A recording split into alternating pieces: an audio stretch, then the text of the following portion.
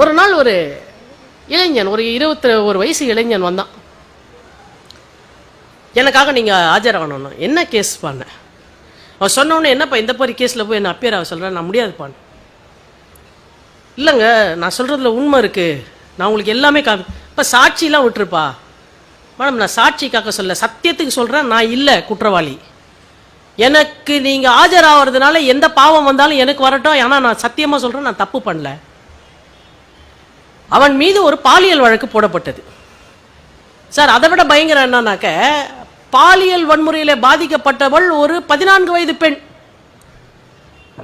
14 வயது பெண் பாதிக்கப்பட்டிருக்கிறாள். எனக்கு 21 வயது.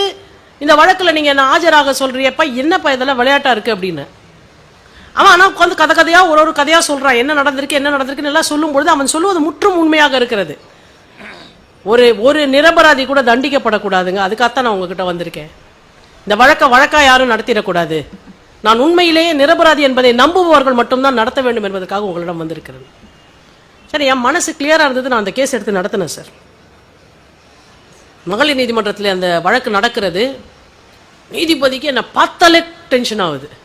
ஏன்னா முதல் நாள் சாட்சிக்கு வர பெண் 14 வயசுல அந்த சம்பவம் நடக்குது சார். 15 வயதுல நீதிமன்றத்துக்கு வரும்போது அவ கையில ஒரு குழந்தை இருக்கு, 1 வயசு குழந்தை. 1 வயசு குழந்தையோட ஒரு பெண்ணு சாட்சி சொல்ல வந்தா ஒரு ஜட்ஜுக்கு எப்படி இருக்கும்? ஒரு பாலியல் வன்முறை வழக்குல அதுல 21 வயசுக்கு ஒருத்தர் நிக்கிறான். அவன் நான் குற்றவாளியே இல்லைன்னு சொல்றான். நீதிமன்றங்களை பொறுத்த வரைக்கும் நான் குற்றவாளின்னு எவனும் சொல்றது இல்லை. நான் குற்றவாளியே இல்லை, நான் நிரபராதின்னு தான் எல்லாரும் சொல்ல போறான். இப்படி ஒரு பெண் நிக்கிறா ஒரு குழந்தையோட, அப்படி ஒருத்தர் நிக்கிறான். நீ ஒரு பெண்ணா இருந்துட்டு இந்த வழக்குல என்ன அப்படின்னு ஒரு கோவம். நான் வழக்கை நடத்திக்கிட்டே இருக்கேன். விசாரணை எல்லாம் முடிஞ்சு 2 சைடுல வாதங்கள், அரசு தரப்புல வாதம் நடக்குது, எங்களுடைய தரப்புல வாதம் நடக்குது. நான் தெளிவா இவன் குற்றவாளி இல்லை என்பதை நிரூபித்து விட்டேன்.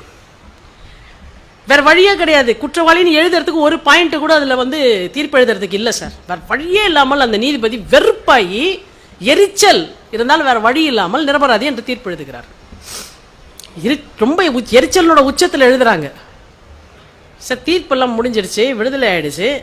வெளியில தீர்ப்பு அன்னைக்கு அந்த பெண் வரா, தனக்கு என்ன தீர்ப்பு கிடைக்க போகுதுன்னு குழந்தையோட வரா. என்னன்னு பார்த்தா, இந்த பையனும் அந்த பெண்ணும் ஒரு தெருவில், இவங்க ஒரு சாதாரண வீட்டில் இருக்கவங்க, அவங்க அந்த பக்கத்தில் ஒரு குடிசையில் இருக்கவங்க.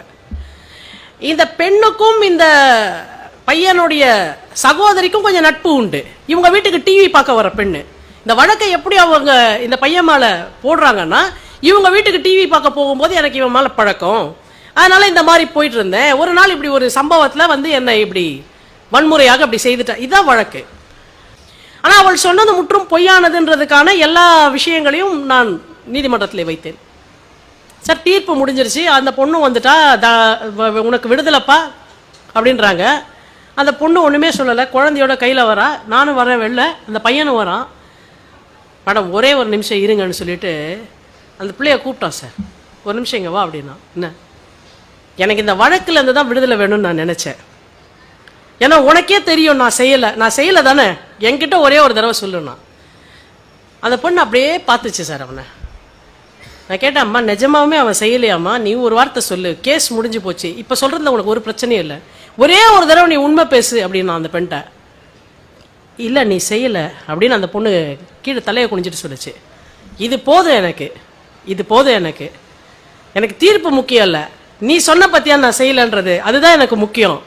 ஆனா இப்போ சொல்றேன், என் மேல நீ பொய்யா இந்த வழக்கை கொடுத்த, ஏன் கொடுத்தேன்னு நான் பல நாள் இந்த கேஸ் நடக்கும்போது யோசிச்சேன். கேஸ் நடக்கிற ஒவ்வொரு வாட்டியும் நீ இந்த பாப்பாவோட வருவ, தப்பு பண்ணவன் எங்கேயோ ஓடிட்டான். ஆனா என்னைக்காவது இந்த குழந்தைக்கு ஒருத்தர் நல்ல அப்பனா இருப்பான்னு நான் தான் இருப்பேன்னு என் மேல நீ நம்பிக்கை வச்சல, அதனாலதானம்மா நீ என் மேல கேஸ் கொடுத்த. இந்த குழந்தைக்கு கடைசி வரைக்கும் நான் அப்பாவா இருப்பேன், அவனை கல்யாணம் பண்ணிக்கிறேன்னு சொன்னான் சார். நீதி அவனுக்கு விடுதலை கொடுத்தது, ஆனால் அறம் என்னை நம்பக்கூடிய ஒரு பெண்ணுக்கு வாழ்க்கையை கொடுக்க வேண்டும் என்ற நல்ல சிந்தனை அந்த மனிதனுடைய மனதிலே தோற்றுவித்தது. அதுவும் எப்படி, என்னை நீ வன்மையாக பலாத்காரம் செய்தாயின்னு ஒரு பொய் வழக்கு கொடுத்த ஒரு பெண்ணுக்கு நாம நல்லது செய்யணும்னு நினைச்சான்னாக்க, இன்னா செய்தாரை ஒருத்தல் அவர் நான நன்னயம் செய்து விடல்ற குரலுக்கு நான் வேற எங்க சார் விளக்கம் கண்டுபிடிப்ப வாழ்க்கையில?